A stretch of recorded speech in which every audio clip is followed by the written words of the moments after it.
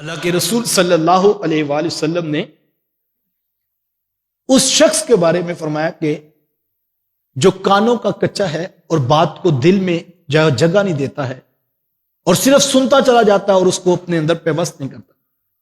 بلکہ حدیث میں آیا کہ اللہ کے رسول صلی اللہ علیہ وآلہ وسلم نے فرمایا کہ وہ شخص تباہ و برباد ہو جائے جو کیف کی طرح باتوں کو سنتا ہے۔ کیف عربی میں وہ فنل کو کہتے ہیں، یہ ہمارے ہاں کپی کہا جاتا ہے لفظ عرف عام میں۔ ایک بوتل سے دوسری بوتل میں آپ نے تیل ڈالنا ہے تو وہ کپی جو ہوتی ہے اس کے اندر آپ جب تیل ڈالتے ہیں تو وہ نیچے آ جاتا ہے، اس کو کیف کہا جاتا ہے۔ حضور میں تباہ و برباد ہو جائے وہ شخص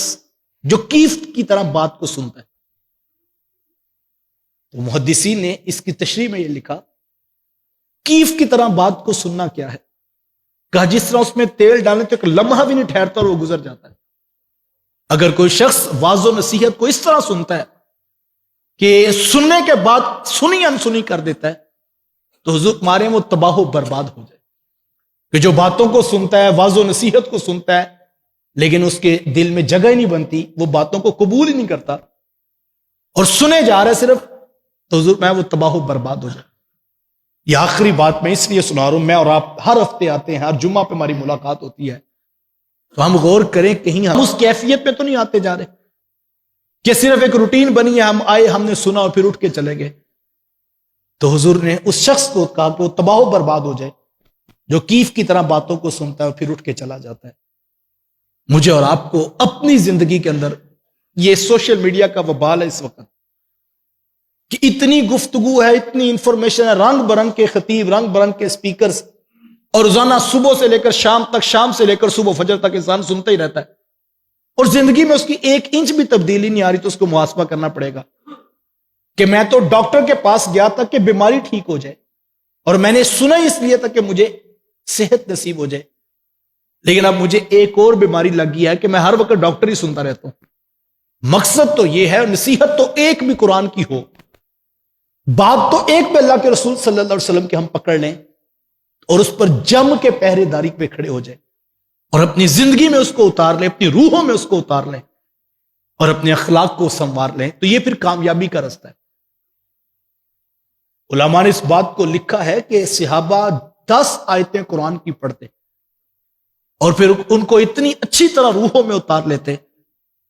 اگلی 10 پڑھنے سے پہلے پچھلی 10 کے اوپر عمل پختہ ہو چکا ہوتا۔ مومن کی زندگی، یہ مومن کو کہا گیا نا کہ مومن کے کوئی 2 دن برابر نہیں ہوتے، مومن کا ہر آنے والا دن پچھلے دن سے بہتر ہوتا ہے۔ مومن محاسبہ کرتا ہے، وہ پلان کرتا ہے زندگی کو، یار کل بھی میری نماز رہے گی، آج پھر رہے گی، یہ تو نہیں کہ عرصہ ہو گیا فجر پڑھی کوئی نہیں ہے، اور روزانہ مطمئن ہو کے اٹھتا بھی ہے، جاگتا بھی ہے، سوتا بھی ہے، کھاتا بھی، واعظ و نصیحت بھی سنتا ہے، رات کو بھی یوٹیوب پہ، صبح بھی فیس بک کے اوپر نظر آتا ہے، واٹس ایپ کے بھی کلپ سارے ڈاؤن لوڈ کر کے سننے کی عادت ہے، دفتر میں بھی سنتا ہے، دکان پہ بھی سنتا ہے، گاڑی میں بھی اس نے لگائی ہوئی ہے، تو اس کو کہیں اور بیماری تو نہیں لگتی جا رہی کہ سننے کا ہی چسکا ہے اور عمل کرنے کی جو ہے وہ ضرورت نہیں محسوس کرتا۔ اور جب یہ بیماری پڑ جائے تو پھر مجھے بتاؤ علاج جہاں سے ملنا تو وہی بیماری بن گئی، تو پھر اس کی روح میں وہ چیزیں نہیں اتر سکتی ہیں۔ جب بھی گفتگو سماعت کریں، یہاں پر آپ تشریف لائیں تو آنے سے قبل، اور میں یہ کہتا ہوں آپ کو اکثر کہ جب آپ گھروں سے نکلیں تو رب کی بارگاہ میں جولیاں پھیلا کے نکلیں کہ مالک ہم تیرے رسول کے فرامین سننے جا رہے ہیں، جو سنے وہ ہماری روحوں میں اتار دے۔ اور جب گھر کو واپس جا رہے ہوں، ہمارے بزرگ جب ہم ان کے پاس جاتے تھے تو اس وقت محفل جب اختتام پذیر ہوتی تو آخر پر دعا ہوتی، لوگوں کے اوپر ایک کیفیت ہوتی، تو بعض اوقات حضرت یہ فرما دیتے کہ کوئی شخص کسی سے کوئی گفتگو نہ کرے اور اسی طرح اٹھ کے اپنے گھر چلا جائے، تو اس کی حکمت اس وقت تو سمجھ نہیں لگتی تھی، بچے تھے، لیکن آج یہ سمجھ آتی ہے کہ جو سنا ہوا ہے اس کو ٹھہرنے کی جگہ دو۔ اگر آدھا گھنٹہ آپ نے شہد جیسی خوبصورت باتیں سنی ہوں، رس گولتی اور روحوں میں پاکیزگیاں اتارنے والا کلام آپ نے سنا ہو، اور پھر اس کے بعد آپ نے غیبت بھی کی، چغلی بھی کی، آپ نے اس کے بعد گالی بھی دی اور دوستوں کے ساتھ کہہ کے بھی لگائے اور محفل کا حسن بھی ختم ہو گیا، تو جیسے آئے تھے کہیں ویسے تو نہیں واپس چلے گئے. تو ہم تو یہاں مسجد میں ہوتے ہیں، اس کے علاوہ بھی کوئی ایسی محفل بن جائے تو مجلس کو ہمیشہ بچا کے رکھنا یہ کمال فن ہے،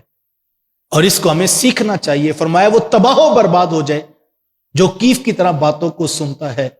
اور ان کو اپنے دلوں میں جگہ نہیں دیتا.